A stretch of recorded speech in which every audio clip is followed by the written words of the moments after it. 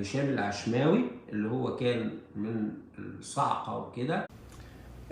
يا زرطة السيسي يا عرس يا عرس. يعني انت دلوقتي هشام العشماوي اللي كان في الصاعقة ولما شاف الجيش بيعمل كده انضم للجنب التاني. يعني ما هوش الجنب التاني، ما هوش نخنوخ والرجال اللي عاملهم الهك المعرس يا عرس عشان تلحن عليها سنين. دلوقتي هشام العشماوي كان انضم لمين؟ لنخنوخ ولنفس الناس اللي عاملهم العرس يا عرس. وبعدين الناس اللي رفضوا يدخلوا غزه عملوا استطلاع. هم منين عرفوا ان لما يروحوا هناك هيحصل اشتباك بينهم وبين المقاومه؟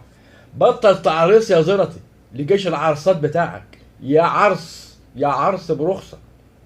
ابقى ركز وانت بتهرتل يا عرس السيسي يا ابو زرطه.